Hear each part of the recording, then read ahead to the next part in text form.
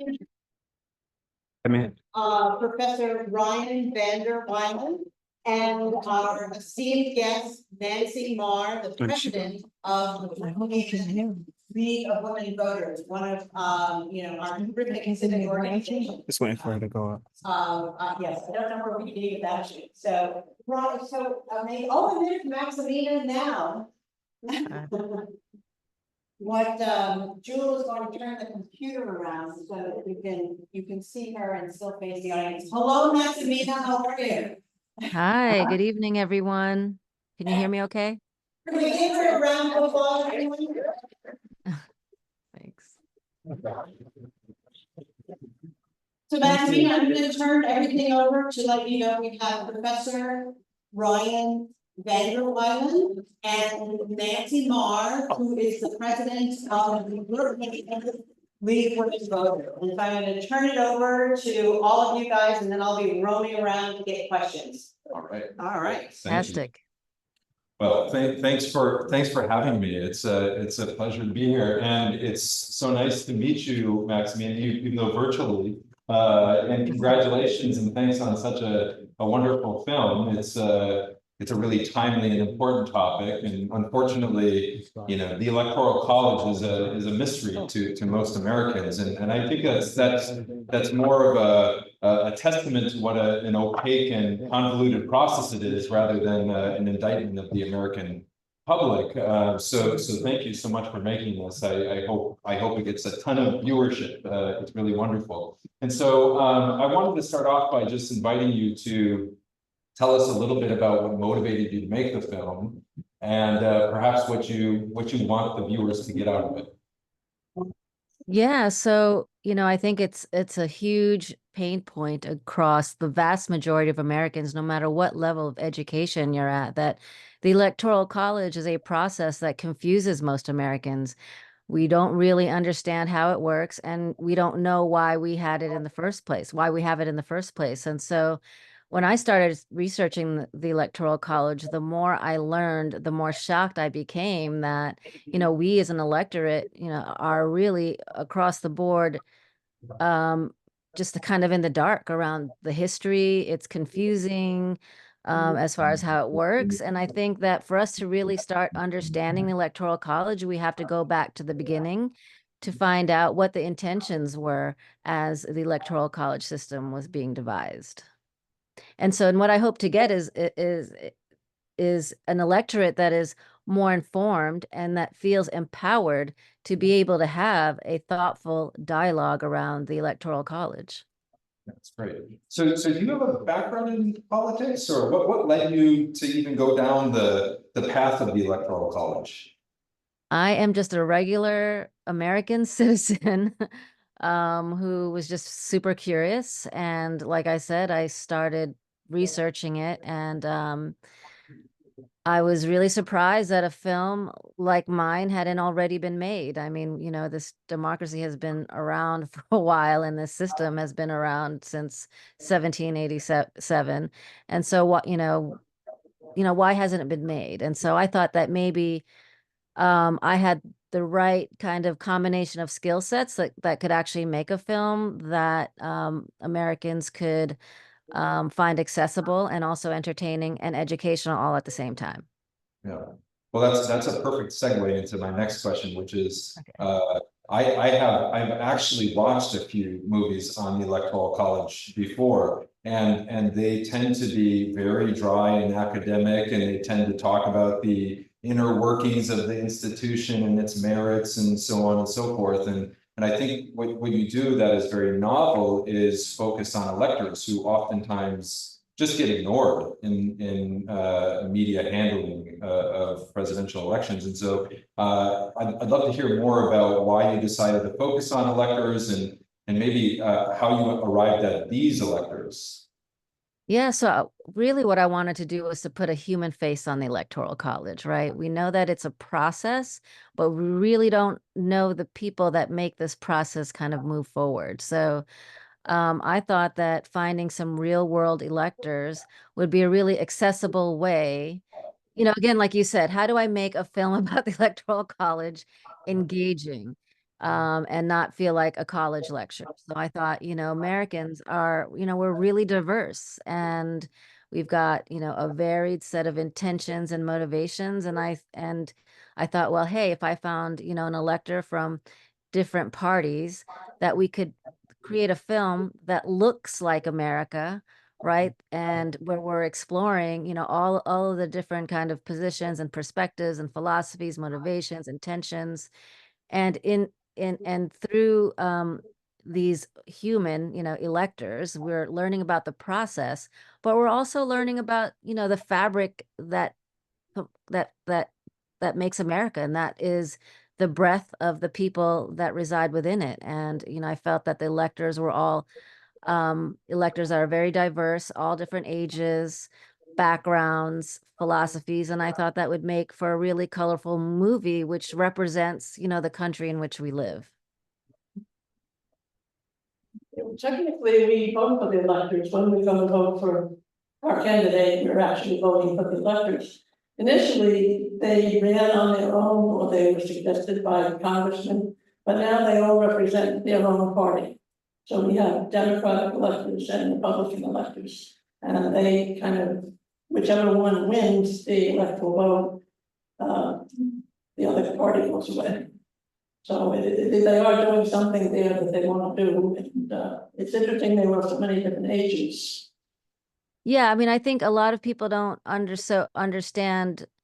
I mean, a lot of don't realize that every party, right, in every state has a slate of electors. And so rather than explaining it, I thought through the process of following the 2020 election, the 4 electors, that would then give insight to the American people as far as how the Electoral College works, that you're really voting for a slate of electors within your state, right? And so because we have right now 48 out of 50 states that allocate or award their electoral votes based on the popular vote in their state, those are the electors from that party that win in that state that actually get to vote in the Electoral College. However, Maine and Nebraska do it differently. They allocate their electors based on congressional districts. So you have today states doing it differently.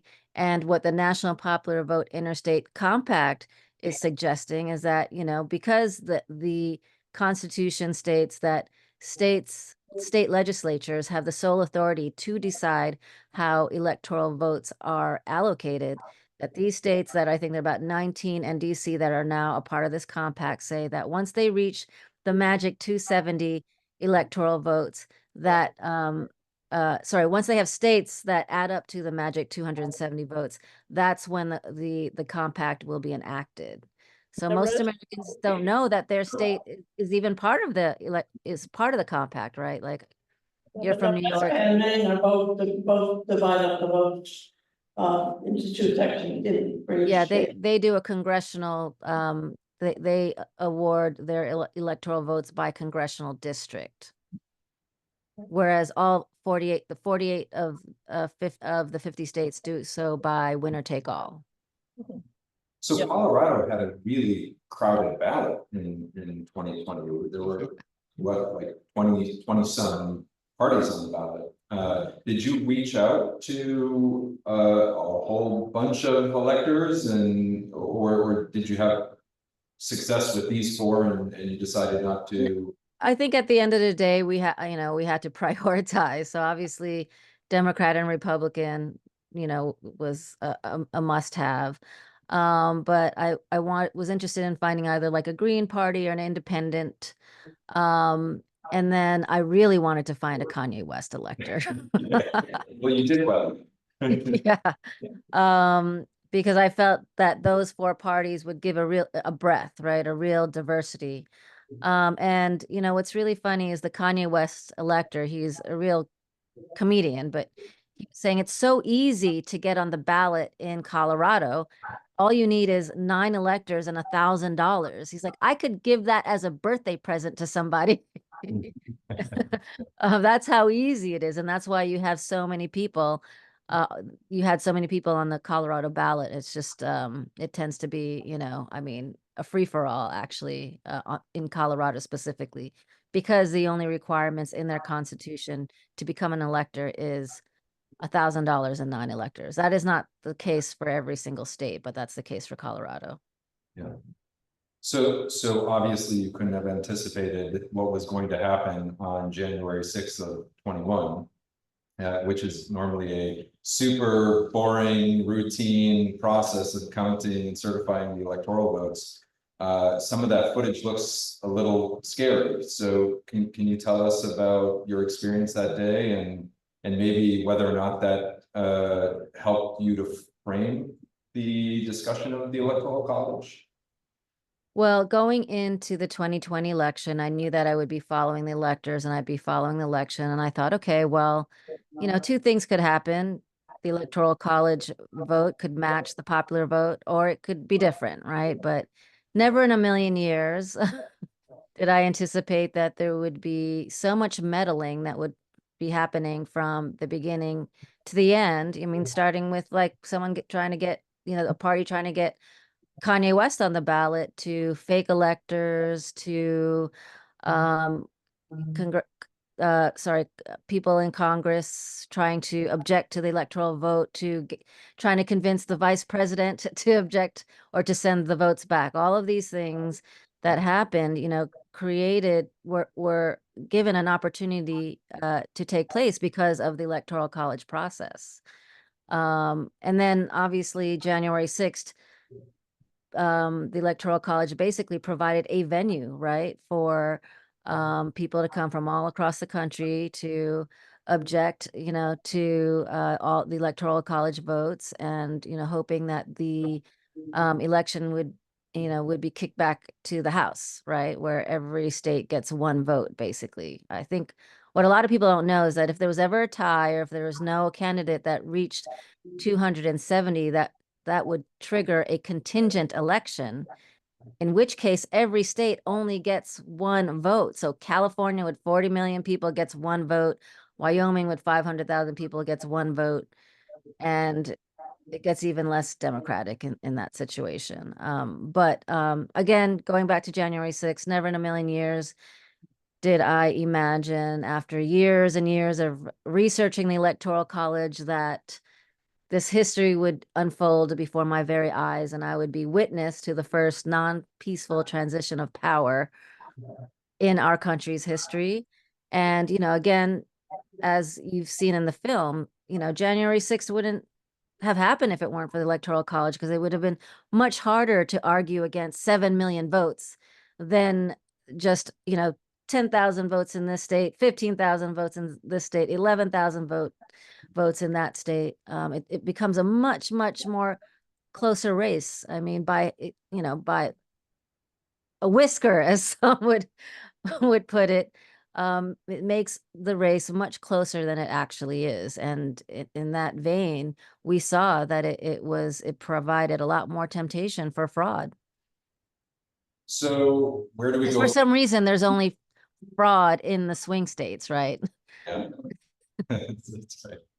So where do we go from here, Maximina? What do you walk away from having made this movie with policy recommendations?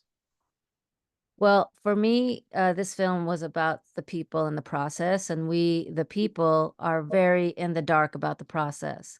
And I think what we first need to do is educate the electorate with a film like One Person, One Vote, so that they can understand and put the Electoral College within its historical context, and also have a clear insight into how the Electoral College works. And, the call to action at the end of the film is, I'm not telling you exactly what you should do or what you should think. What I'm asking is that we be engaged and that we be educated. And right now, we're not educated enough on the Electoral College to have a really thoughtful dialogue. And so I think that's the big first step, is to get educated and to get engaged. And so, that's really my main call to action. I'm not trying to tell you exactly what you should think or exactly what you should do, because I believe in, people, exercising, their freedom of thought, freedom of speech, freedom of religion. And I think that I have trust in the American people to be able to make up their own minds. Right, thank you. Well, you all have heard enough from me, I think. So why don't, Nancy, do you want to? Well, I just want to add that at the end, the electors who were talking about being faithless electors or allowing other electors to come in really would ruin the whole system if it's going to be there at all.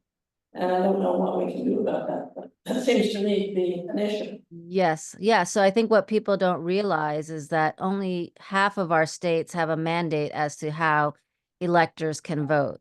So in Colorado, since there was this kind of rise of faithless electors that tried to basically block a Donald Trump presidency, they created a law in their state that the electors, once they pledge to a certain party or candidate, that they have to vote for that candidate. But those kinds of laws only exist in about half of our states in the United States. So, we're living in unprecedented times, and, we haven't seen enough faithless electors to overturn an election, but in half our states, electors can do whatever they want with no penalty.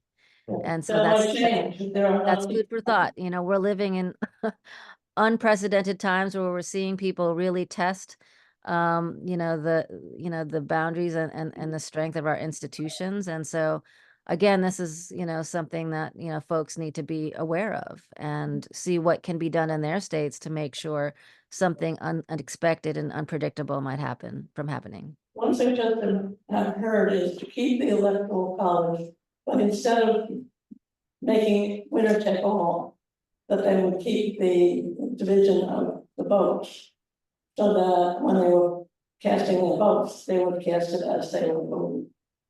And it would be more like the popular vote, but it would be, I think what the founders really were afraid of was having Congress mess around with this process.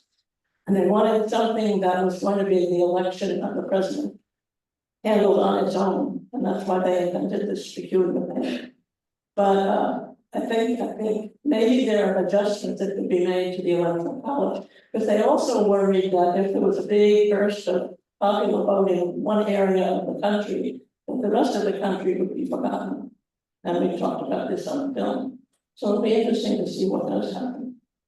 Yeah, I mean, there's arguments the thing is, if you were to, I think what you just set up, it's a little hard to hear you, but you're saying that, the electoral votes be split out proportionally based on the vote. I mean, so the thing where things get a little clunky is that there's only 538 electors, right? So how you could split those up, and then you have 2 senators in every state, no matter what the size is, and that goes into the electoral count. So if you were to do it proportionally, the math would still be a little clunky. I think there's a lot of arguments that, talk about, what's hypothetically good, what would hypothetically be good, or what would hypothetically be bad. What I included in the film were really just the facts, the numbers, and of the current state. And, I think a lot of the hypotheses that are out there are really, they're untested, and so I chose not to include those because I can't say that any of those things are facts one way or the other. But, again, I think that, it's the Electoral College makes for a very complicated system.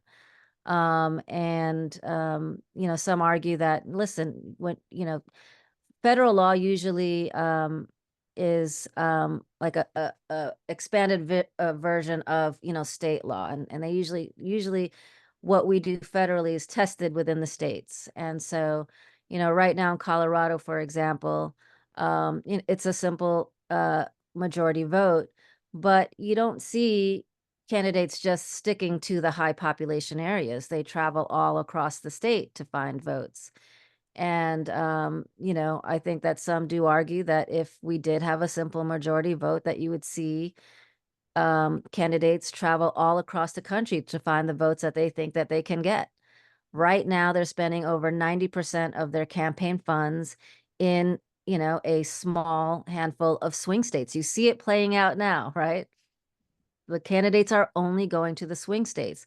What does that mean? It means that they're getting preferential treatment just in terms of like policies that are going to cater to them so that they get those votes.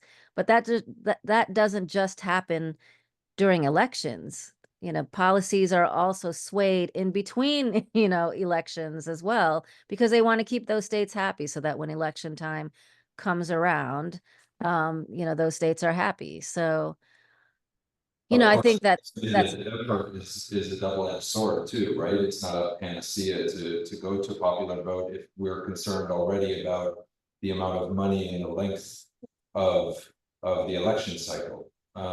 So there's a thought that moving away from the electoral college is going to, you know, increase these things by orders of magnitude. Which may, I mean, listen, I think your point is exactly right about the focus on a few states, but you know, this is the other side of the coin. Yeah, obviously, you know, there's going to be pros and cons to everything, but I guess it comes down to what do we believe at the end of the day a democracy is? You know, is a democracy majority rules, right? Or now you're seeing this variance between, you know, the electoral college and the popular vote, where you've got a 7 million vote differential, but only 44,000 votes can change the outcome of an election. You know what? It seems it seems really unbalanced. I don't know. I can't say what the perfect answer is, but you know, it's something that we should all think about. So our other mic guy. So And this gentleman behind us has a question about wanting to know, after Colorado.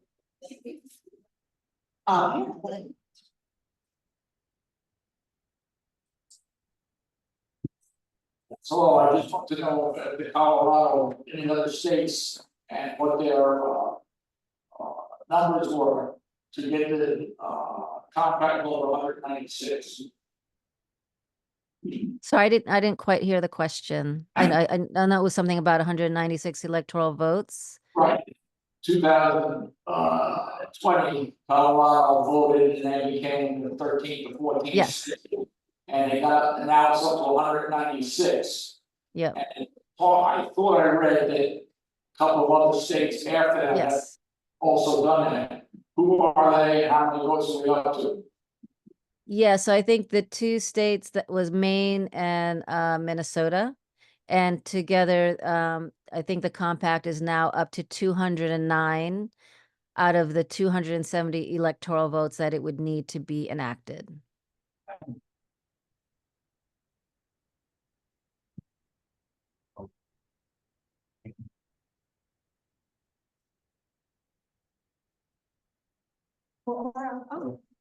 And Nancy, I wanted to ask a question. Civic organizations like the league play an important nonpartisan role. And Maximina did such a wonderful job of trying to, really explain the system in full. From the electoral standpoint and from the electoral college, but it's within this infrastructure that is both formal and informal in terms of the league. And if you could just speak to what the league does. Well, we would like to see everybody in the country registered to vote, but we don't tell them how to vote.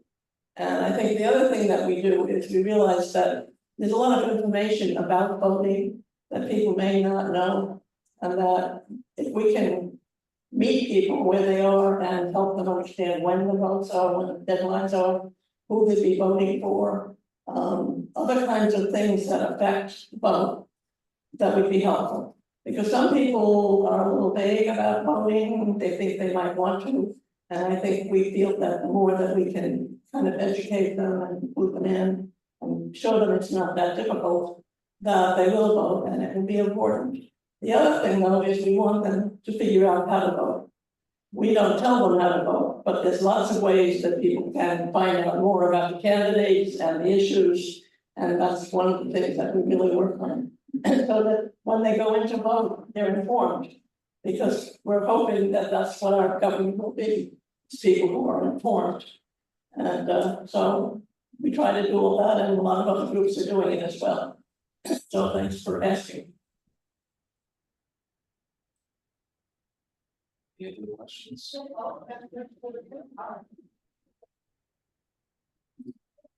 So I wasn't clear, it certainly appears that the electoral college is set up having a lot to do with the slave issue. So once slavery was abolished and now we've come to this time history, I'm not clear on what happened with those votes and the 3/5 thing. Was that abolished? Is it still? I read that it- Are they still getting more votes? I read that it was abolished after the 15th Amendment, which gave blacks the vote. But I read other things as well. Yeah, it's Yeah, but the 3/5 compromise lasted as long as blacks were not allowed to vote. And when the 15th Amendment gave them the vote in 1870, I heard that was removed, but I'm not absolutely sure. well, it wasn't necessarily removed. If you read, the Constitution, it's still there. But it basically just in the Constitution, it says for the 3/5 clause, it says that you count the whole number of free people, Indians untaxed, and 3/5 of all the others. They never use the term slave because they wanted to kind of hide that from the states where slavery was being abolished. They didn't want the word slave in the Constitution because it would never be ratified. But since Black people in our country are no longer enslaved, they now count as the whole number of free people. Hi, Maximina. I'm really interested in the creative process in this because any of us that have tried to explain this to people, it's quite a challenge. And as an art, as film, you did a fabulous job on this. Thank you. The music, the diversity, the whole thing was terrific.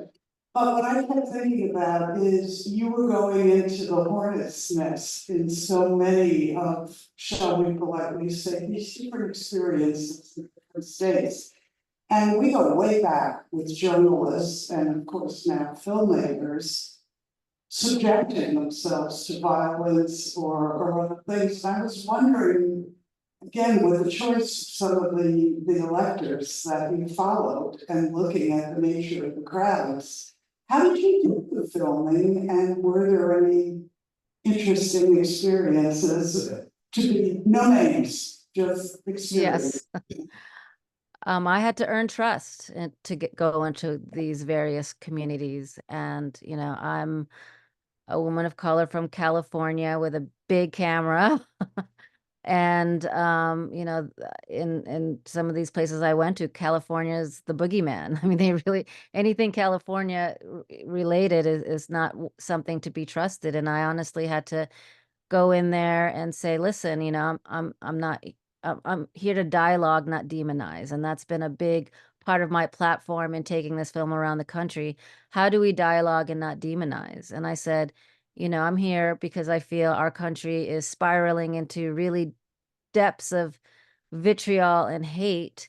And I think we all need to take a moment to just take a step back to hear each other out and understand each other more. And not just be stuck in our little bubbles, and start to see each other in our full humanity. And that's why when I featured each elector, I didn't just feature their function as electors. I featured them as people within their families, right? People within their communities. And, I think that in each and every one of these electors, you might see something that you completely disagree with, but you also might see something that you can relate to. And I think that each and every elector has, you can empathize, with them in certain aspects, even though you may not agree with everything that they say. And, that was a great lesson for me that, these people were willing to allow me into their communities because they, felt that my intentions were in the right place. And, I'm also the child of a United Nations peacekeeper and grew up you know, in the United Nations community where, you know, we were people from all around the world learning how to get along. And so I think here in this country, where it can feel like several different countries culturally, but how do we understand each other better and live up to the ideal of America, which is we can all have our opinions. We can all have, you know, pray to who we want to pray to. And so the ideal of America is that you have a country with all these different, you know, perspectives. And that's going to mean that you're going to have perspectives that are, you know, diametrically opposed to each other. But how can we exist where you know, we're not hating each other? We don't want to kill each other for having different ideas. And so, you know, that was my approach, like, help me understand you and I'll help you understand me. But what we see at the core of it is that, you know, what is we see each other as humanity. We see each other as Americans. Hi, I've got, this is a wonderful film, and speaking on this topic, the film mentioned faithless electors.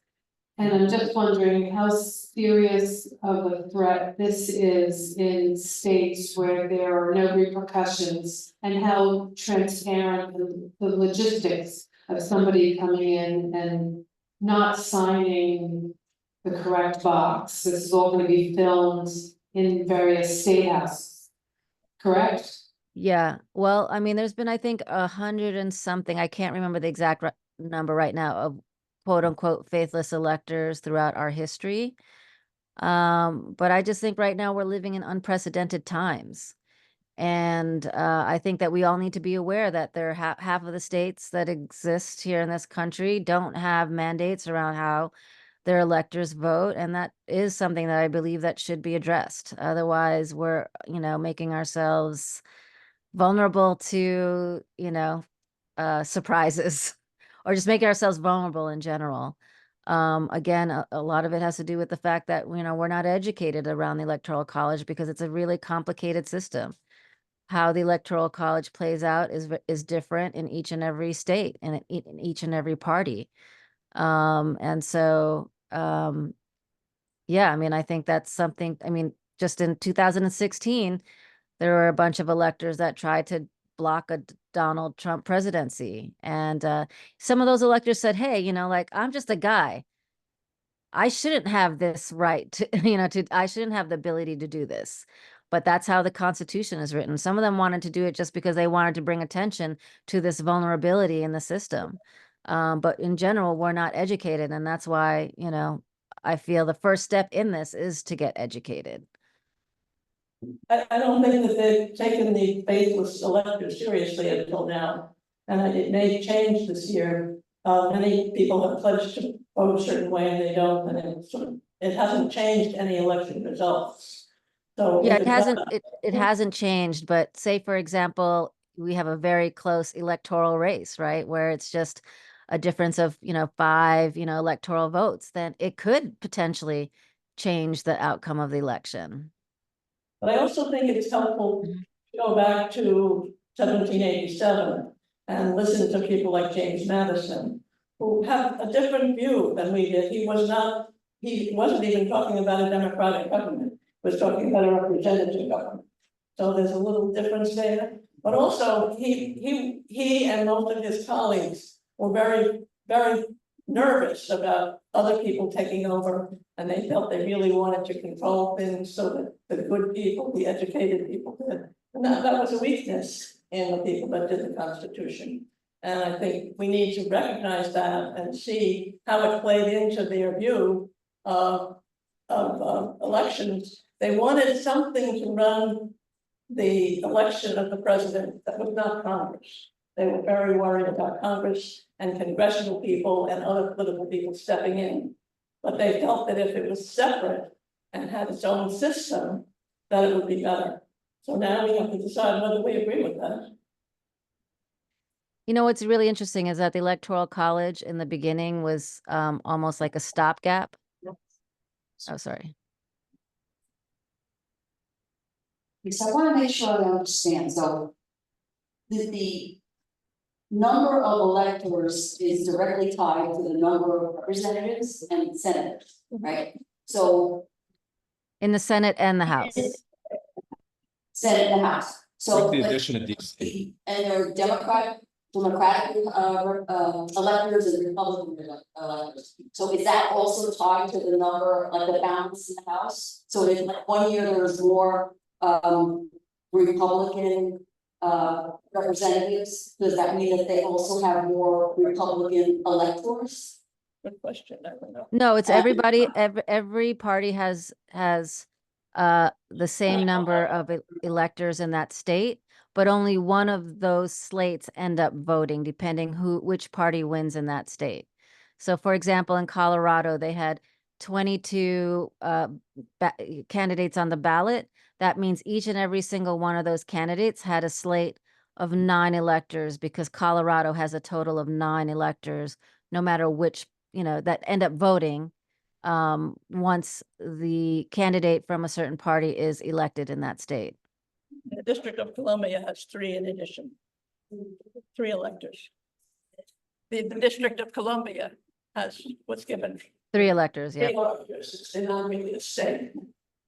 Oh, the District of Columbia, oh, Yeah. great. Mhm. And then we have a question.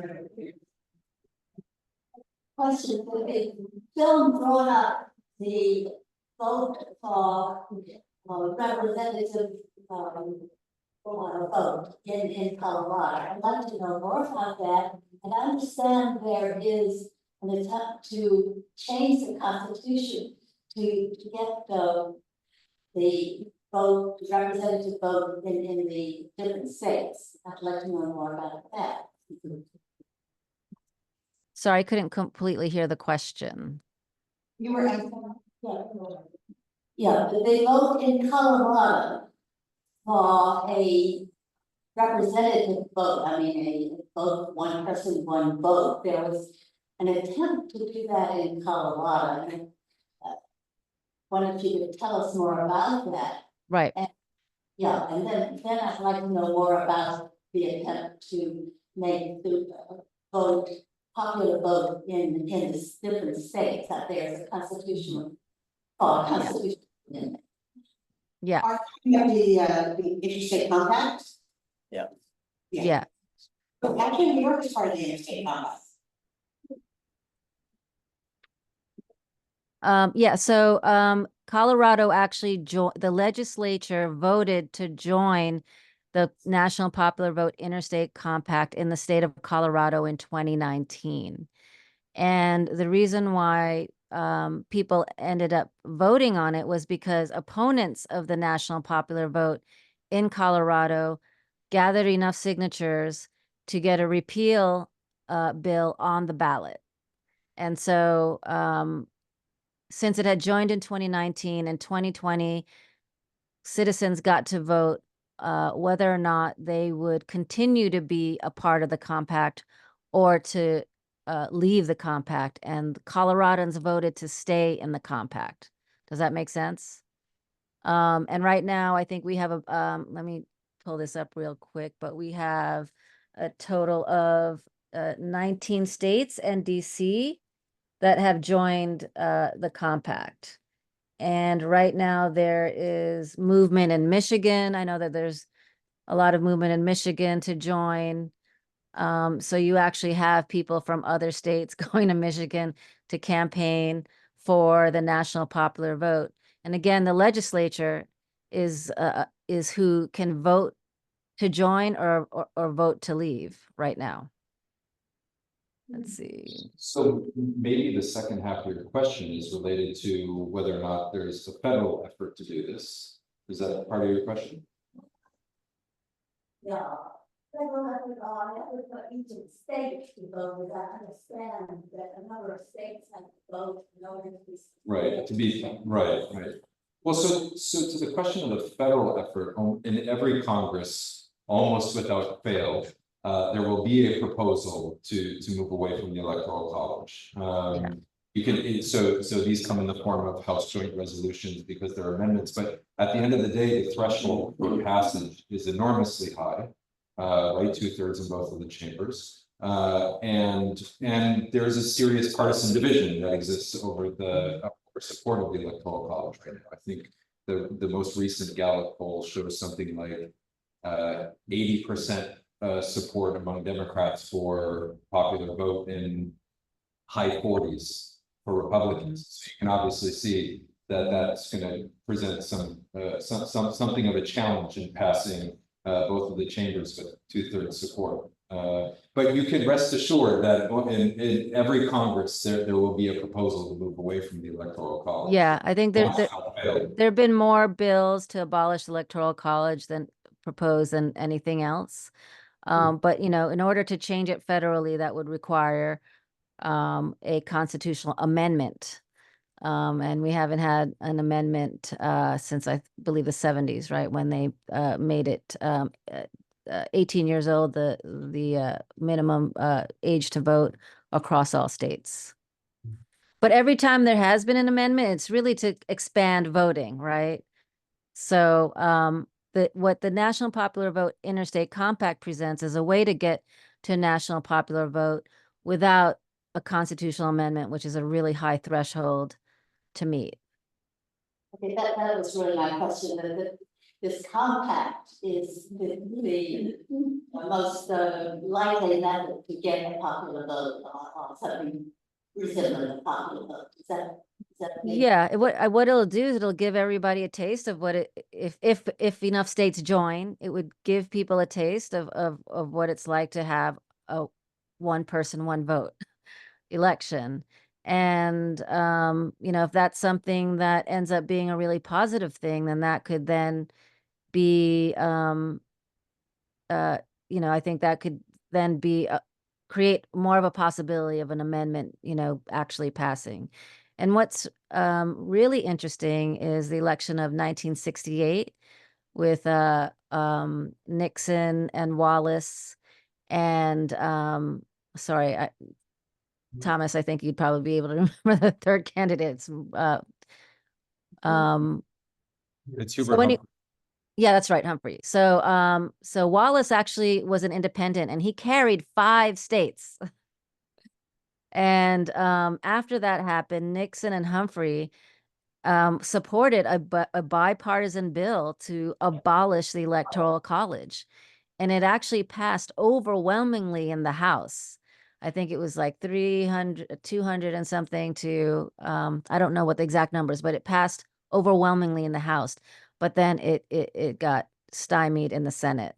But that was the closest that the United States ever got to abolishing the Electoral College, because this third party candidate was able to carry 5 states, which threatened the ability for any one candidate to get to 270 electoral votes.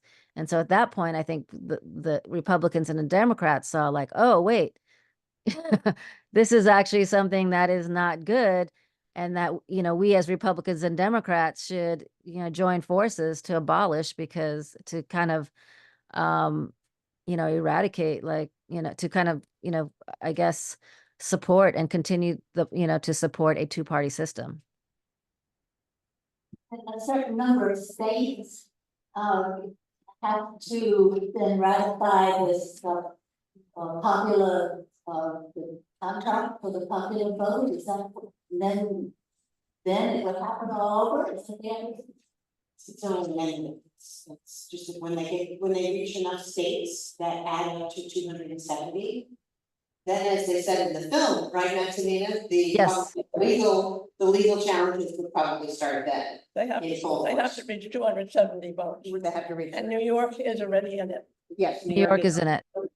Yeah. What's ironic is that most people that live within these states that are part of the compact don't even know that they're a part of it. Their state is a member of the compact. What makes the compact binding? Is there like a self-executing law that commits the state? The Constitution makes it binding. The Constitution says that states have the sole authority to decide how that state's electoral votes are allocated. And Right, but if they are agreeing only to put this into motion when other states hit 270, is it like self-executing upon that moment? Yeah, it's actually an honor system, I guess, really, at the end of the day, That's right? kind of scary, Yeah, right? there's no, I mean, honestly, how do you enforce that if a state doesn't signs on, but then doesn't participate? How do you actually enforce that? I mean, yeah. So I think that's the vulnerability of the compact as opposed to a constitutional amendment.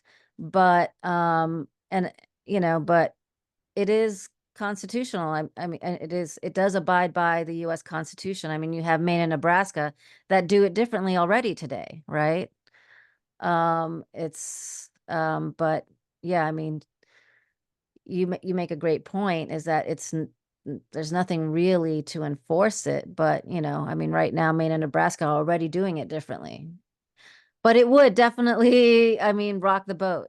There would definitely be people who will sue, other states to say they'll claim it's unconstitutional, and they'll fight against it for sure. We should definitely expect to see that if it does reach 270.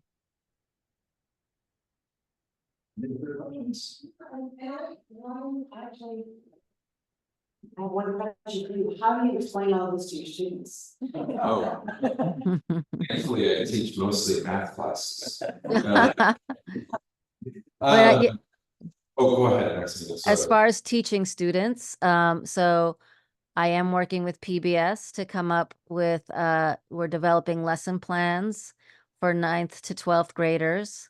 That's going to be available on PBS Learning Media. And I also am working with the educational distributor that's, bringing the film to universities across the country. I'm also available to speak at universities, but there have been a number of colleges that have purchased the film already for their libraries. So it's not going to happen overnight, this education on this really complicated system, but I think the goal of this film is to give everyone a foundational base understanding, something for us to kind of place to start, from Well, as far as Maximina, I will spread the word on your behalf. It's an excellent movie, and I really appreciate you making it. Thank you. Yes. And let's give Brian and Nancy a round of applause. Nancy, thank you for doing important work. One of the things that I know the league does that I just think is so wonderful is that you guys are there at the citizen induction ceremonies to make sure that people understand about their right. I was privileged to know one of my two of my great grandparents, but particularly my great grandmother had to wait until she was 40 years old to vote. Born in Wow. 18 and was not able to vote until 1920, and so it was an obligation, not a right to vote in my household. Because if we believe, in democracy, and the one thing Maximina has heard me say this already because I'm programming this film at a peace film festival, is I would love for everybody to kind of think about democracy as a peace process. It doesn't mean an absence of conflict or differences of opinion, but what it does mean is a process, a peaceful, respectful process that everyone can come to in good faith, and I think that's what we feel. They're all part of the system. Yeah. And they take some responsibility. I was thinking, watching it, that we keep talking about low turnout. There were a lot of people there doing stuff. That's right. So thank you so much, Yeah. everybody. Anything you want to say? Yeah, I'd just like to thank all the educators out there for educating and expanding minds. I'd also want to specifically thank the League of Women Voters. I think you guys saw the League in the film, boots on the ground, doing the good work all across the country. And they're great role models and examples of what it means to be engaged in this peace process, this peace and democracy process. Every right that we have has had to be fought for, and we need to continue to fight for what we believe in. And I think RGB put it really well. I'm kind of paraphrasing, but she said, fight for what you believe in, but do it in a way that others will follow. And that to me is a peaceful process. So thank you. Welcome, we have many. And everybody, the discussion about democracy, small D democracy continues on the 26th with Join or Not, the importance of joining clubs for the health of our society.